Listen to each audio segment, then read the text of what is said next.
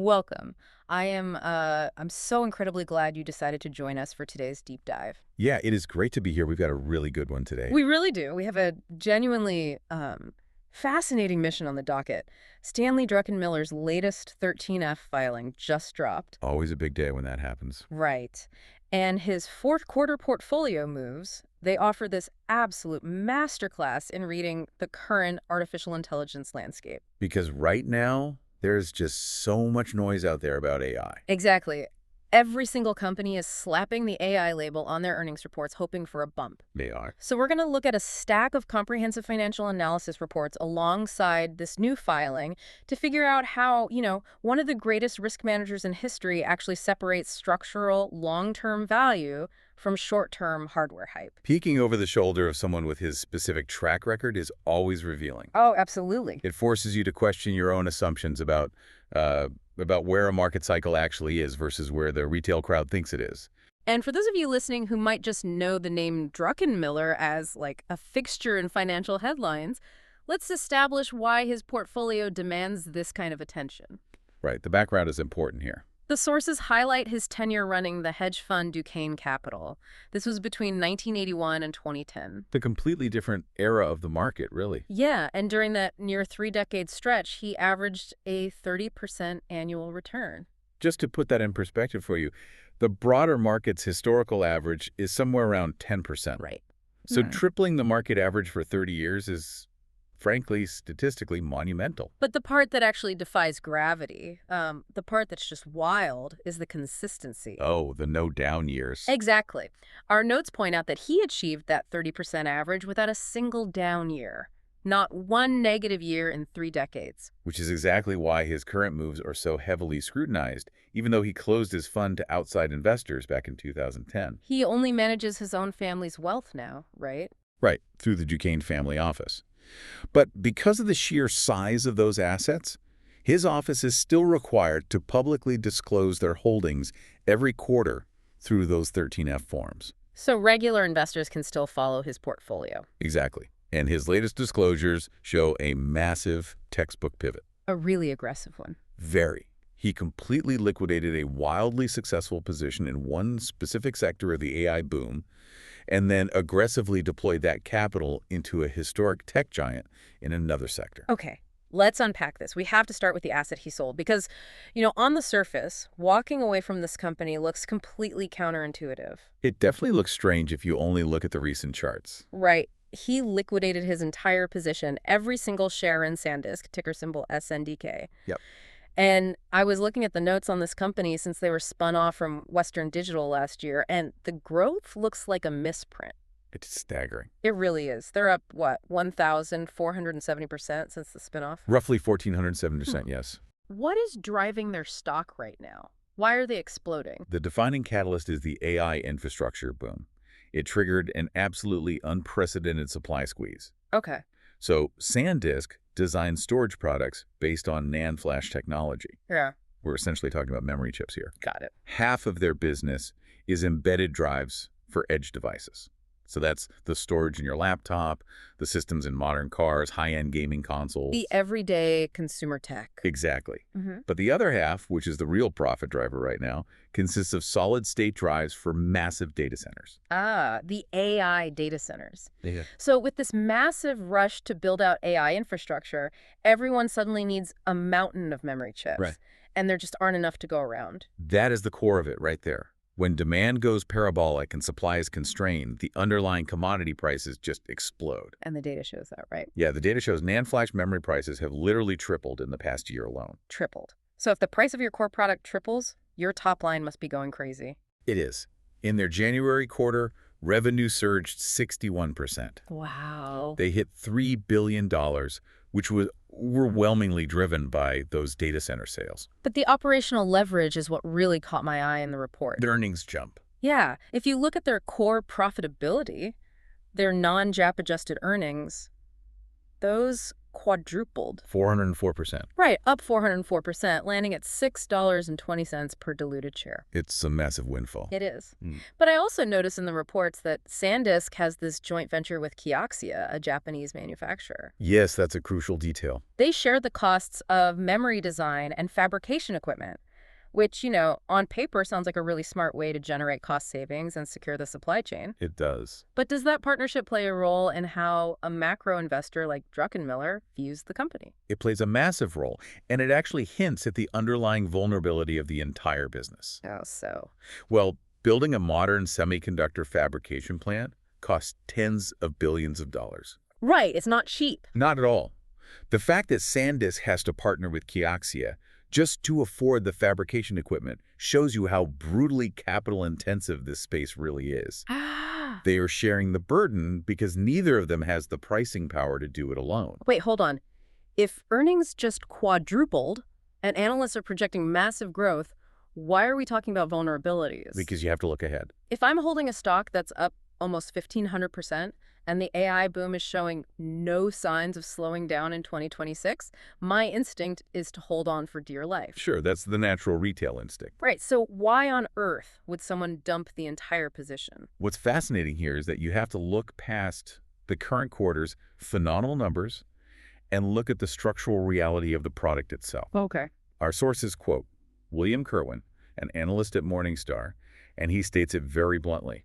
What does he say? He says, quote, "We don't believe Sandisk holds an economic moat. We view flash memory chips as commodities that don't command any pricing power." A commodity. Exactly. So a memory chip is just a memory chip, and Sandisk is just surfing a macro wave. Yeah. They aren't offering something wildly proprietary that no one else can make. You nailed it.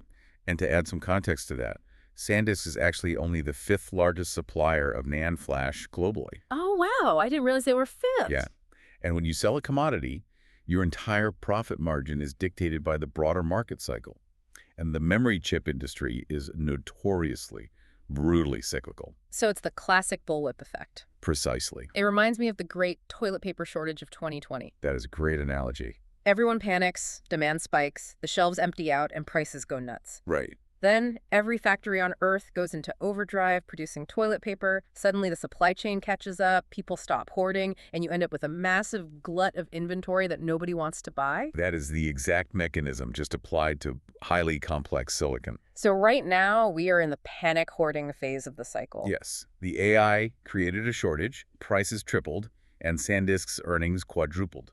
But the immutable law of cyclical hardware is that today's supply shortage undeniably turns into tomorrow's glut. Always. All the manufacturers, not just Sandisk, but the 4 companies larger than them too, they are all rushing to build more capacity to capture these high prices. And the moment that new capacity floods the market, Prices will crash just as fast as they rose. let's talk about how the market is currently pricing that risk, because the analysis notes Sandisk is trading at 75 times adjusted earnings. Which is very high. That sounds incredibly steep for a hardware manufacturer selling a commodity. It is exceptionally steep. Now, the bullish counterargument is that Wall Street forecasts their adjusted earnings will grow at 155% annually through the fiscal year ending in June 2028. That's a huge projection. It is. And if that perfect linear growth actually materializes, you could try to justify the 75 multiple. But you just said the cycle's going to turn, so that linear growth is an illusion. That is the ultimate trap of a cyclical peak. The market prices the stock, assuming the current supply constraints and high prices will last forever. But the analysis warns that the 75 times valuation is highly likely to collapse the second it becomes clear to the broader market that the memory chip cycle has passed its peak. And when that realization hits, the multiple compression will be violent. Extremely violent. And the thing is, no one rings a bell at the top of the market. You can't know the exact Tuesday when the supply glut is going to hit the data center. You cannot. Therefore, holding a commodity stock at 75 times earnings is relying entirely on hope. Yeah, that makes sense. In that context, liquidating the position isn't premature. It is the discipline of knowing when you have won the trade, taking your massive profits off the table, and leaving the riskiest, most unpredictable tail end of the cycle for someone else to gamble on. That is a masterclass in risk management. He rode the supply shock, and now he's getting out before the factories catch up. So, if you are sitting on a mountain of capital after cashing out of a cyclical hardware run, where do you put it? You don't just sit on cash in a bull market. No, you look for the exact opposite of a cyclical commodity. Which You is? look for a structural monopoly. And that brings us to the second half of this 13F revelation. Hmm. In the fourth quarter, Druckenmiller opened a massive new position in Amazon. Ticker symbol AMZ. A classic name. Right. Right. We all know the historical performance here. It's up something like 223,000% since its IPO in 1997. It's just staggering numbers. But the sources break down Amazon's modern dominance into three distinct pillars. Right. You have the e-commerce marketplace, obviously, which is the largest in North America and Western Europe. Yeah. You have their advertising business, which is surprisingly the third largest ad tech operation globally. People often forget about the ad revenue. It's massive. And then you have Amazon Web Services, or AWS, which is the largest public cloud for infrastructure and platform services in the world. Three massive businesses, all generating entirely different types of value. Yeah. But the key differentiator here isn't just the pillars themselves, it's how they are treating the current technological shift. And here's where it gets really interesting.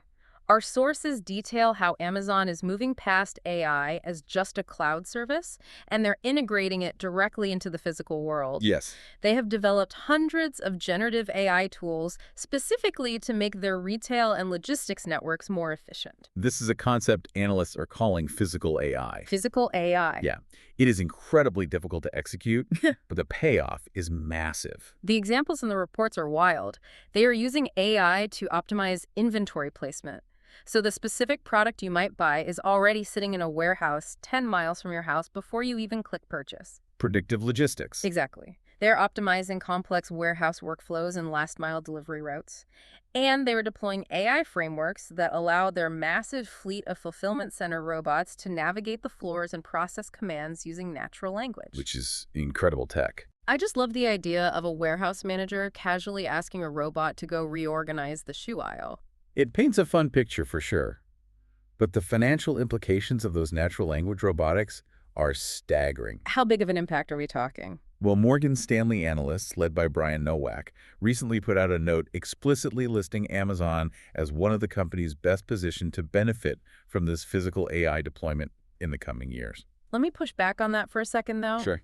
Applying cutting-edge artificial intelligence to thousands of physical warehouses and delivery fleets has to be unbelievably capital-intensive. Oh, it is. Does all that spending actually translate to the bottom line, or is it just an expensive science project? It requires an enormous upfront investment, but the long-term margin expansion is exactly what is drawing in investors like Druckenmiller. Okay, walk me through that. According to that Morgan Stanley note, despite the heavy capital expenditures, they expect Amazon's operating margin to expand significantly over the next few years. By how much? They're projecting operating margins to jump a full 2 percentage points. It's just 2%. I mean, in the context of the 400% earnings jumps we just saw with Sandisk, 2% sounds almost negligible. You'd think that, but you have to apply that margin expansion to Amazon's scale. Fair point. We are talking about expanding from an estimated 11.1% operating margin in 2025, all the way up to 17% by 2028. Wow. For a company generating hundreds of billions of dollars in revenue, that kind of total margin expansion translates to an astronomical amount of free cash flow. That makes total sense. They aren't just selling a chip at a temporary markup. They are permanently lowering the cost of running the largest logistics network on Earth. Okay, that context flips the script entirely. That is the literal definition of a structural advantage. Exactly. But we can't really talk about Amazon's future without talking about the third pillar, AWS. No, AWS is the anchor for everything else.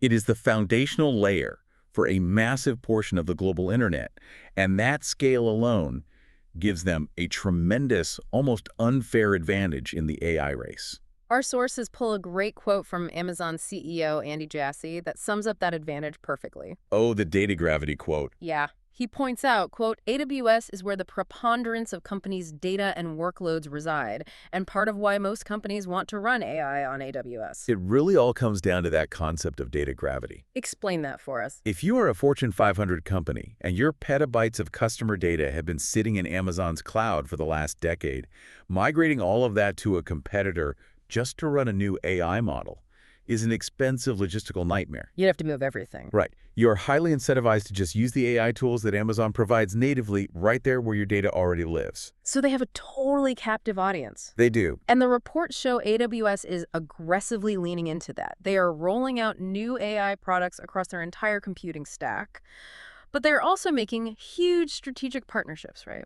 Yes. Very strategic. They position themselves as the primary cloud provider to Anthropic, which is widely considered one of the top foundational AI model developers, right up there alongside OpenAI. And by locking in Anthropic, they ensure that the most cutting-edge models are deeply optimized for Amazon's specific infrastructure. And we're already seeing this show up in the quarterly numbers. Oh, absolutely. The analysis notes that in the fourth quarter, AWS revenue growth accelerated to 24%.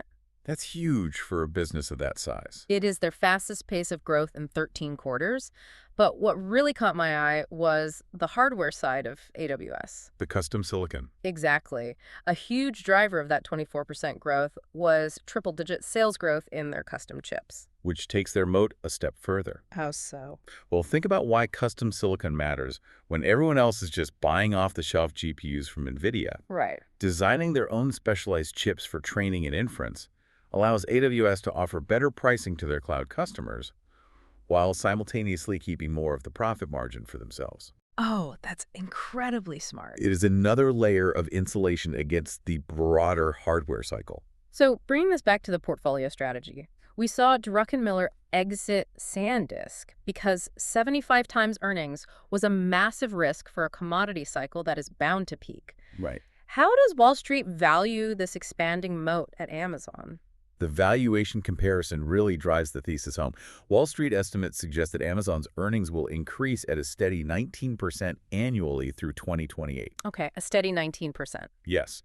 And based on that predictable structural growth, Amazon's current valuation sits at roughly 30 times earnings. 30 times earnings for the dominant player in e-commerce, cloud computing, and retail advertising. Versus 75 times earnings for a memory chip maker that has no pricing power. When you look at it through that lens, 30 times earnings looks incredibly reasonable. It is a very attractive entry point for patient capital. You are not betting on how long a supply shortage will last. You are investing in the steady compounding of efficiency and scale over years and decades.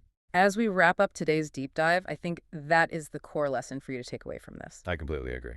This analysis isn't meant to be a simple tip sheet on what one family office bought or sold in the fourth quarter. It is a fundamental lesson in distinguishing between a short-term commodity cycle and a long-term technological moat. Right. Riding the wave of a flash memory shortage requires perfect timing before the bubble pops. But investing in a deeply integrated cloud and physical robotics ecosystem relies on structural, permanent shifts in how business operates. It is the discipline of knowing what game you are actually playing. Beautifully said. But before we sign off, exploring this dynamic between cyclical hardware and structural AI raises an important question that I think is really worth exploring further on your own. I love a lingering question. Let's hear it. We spent a lot of time today discussing how the memory chip industry, and really all hardware, is governed by predictable boom and bust cycles. Right. Supply shortages lead to overbuilding, which leads to a glut. Exactly.